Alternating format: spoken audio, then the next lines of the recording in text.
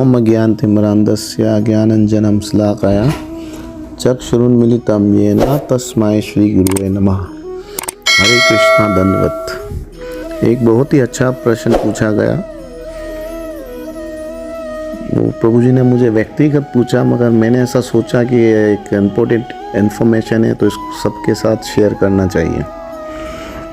तो प्रभु जी ने पूछा कि हम सीखा या चोटी क्यों रखते हैं, उसका कारण क्या है। तो इसके हमारे जितने भी सनातन धर्म के कुछ भी चीज़ें हैं वो ऐसे ही नहीं है। उसके पीछे एक तो आध्यात्मिक जुड़ा होता है और उसके बाद जो है साइंटिफिक रीज़न भी होता है। कोई भी चीज़ ऐसे ही हम नहीं करते, उसके पीछे कोई ना कोई सिद्धांत होता है, उसके पीछे कोई ना कोई कारण होता है, तभी वो चीज़ हम करते हैं सनातन धर्म के अंदर। तो इसके भी साइंटिफिक रीज़न भी है और आध्यात्मिक से भी जुड़ा हुआ रीज़न है, कारण है। जैसे हमारे 16 संस्कार है, उसमें एक मुंडन का संस्कार भी होता है। तो ऐसा बताया जाता है कि जब हम 16 संस्कार की विधि पूरी तरीके से करते हैं तभी हम सनातनी माने जाते हैं। मगर अभी कलयुग के प्रभाव से ये 16 संस्कार आस्ते आस्ते लुप्त होते जा रहे हैं।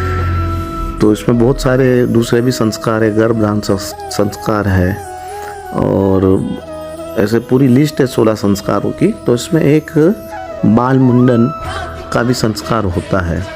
तो ये संस्कार इसलिए किया जाता है कि जो भी हमारे सर के ऊपर जो बाल होते हैं वो माँ के गर्भ के होते हैं, तो वो गर्भ के बाल हमको उतारने पड़ते हैं ताकि वो फ्रेश नए बाल आएँ। मगर शीका या चोटी का जो स्थान होता है उसको काटा नहीं जाता, वो माँ के गर्भ के ही बाल शीका में होने चाहिए, ऐसा हमारी शास्त्रों की विधि है। मगर आजकल कलयुग बढ़ गया है तो ऐसा कुछ कोई लोग करते नहीं हैं और बाद में जब पता चलता है तो वो शीका रखते हैं। चलो देर आए दुरुस्त आए, मगर रखते हैं, वो अच्छी बात है। तो माँ के गर्भ से जब हमारे शरीर मुंडन होता है सर का, तो उसमें बाकी सब बालों को जो है वो काट दिए जाते हैं, मगर शीखा वाला स्थान वाले जो बाल है वो ऐसे ही रखे जाते हैं। ठीक है, एक तो ये हो गया।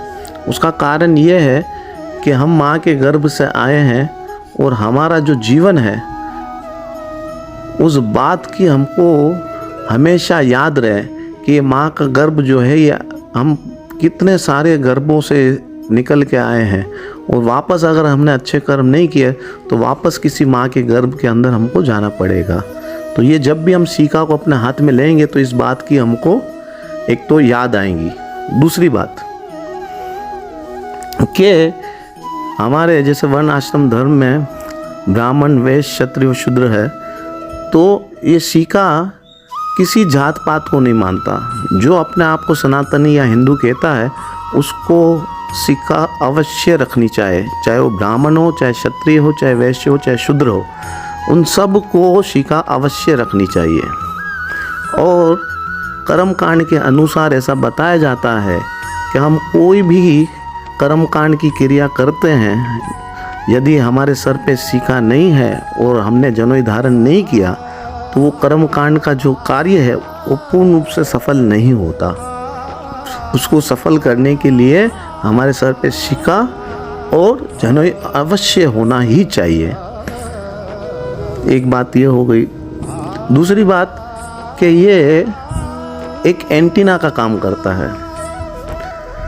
जब हम पहले ज़माने में टीवी होता था तो उसमें सिग्नल आने के लिए ऊपर एक सिल्वर की प्लेट या कुछ ऐसा लगाते थे ताकि वो एंटीना उस जो सैटेलाइट के सिग्नल है उसको कवर करके हमारे टीवी को देता था और हम वो अच्छी तरीके से देख पाते थे। इसी प्रकार से ये शीका जो है ये डायरेक्ट सिग्नल है आध्यात्मिक जगत में जुड़ने के लिए, भगवान के पास संबंध स्थापित करने के लिए। तो इस प्रकार से भी हर वैष्णव लोग भी जो है वो शीका धारण करते हैं। इसके बाद इसका साइंटिफिक रीज़न ये है कि हमारे शरीर में 5 चक्र है, उसमें सहस्त्र चक्र जो है वो शीका के ठीक ऊपर है। तो जब हम शीका को सुबह स्नान करके खींचते हैं तो ऐसा बताया जाता है हमारे शरीर की सब जो नसें हैं, जो रगें हैं, वो सब वहाँ जाके मिलती है उसी स्थान पे, सीखा वाले स्थान पे। तो जब हम उसको खींचते हैं तो वो सब रगे या जो सब नसें हैं उसका काम जो है वो एक्टिव हो जाती है और वो अच्छी तरीके से काम करना शुरू कर देती है।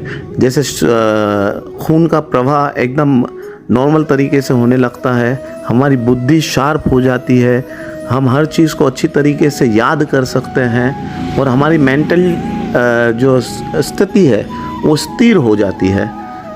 तो ये एक बहुत छोटी सी बात नहीं है। जैसे मैंने आपको बताया कि हमारे धर्म में जो भी हम कार्य करते हैं उसके पीछे कोई ना कोई कारण है। इसी प्रकार से ये सिक्का खाली दिखती सिक्का है, चोटी दिखती है, मगर उसके पीछे बहुत सारे रहस्य है। तो ये मैंने शॉर्टकट में आपको समझाने का प्रयास किया है। तो हमको जितने भी हम सनातनी हैं, जितने अपने आप को हिंदू कहते हैं, हमें ज़रूर सिक्का को धारण करना चाहिए ताकि हमारे धर्म के संस्कार आज हम फॉलो करेंगे तो कल हमारे बच्चे भी करेंगे।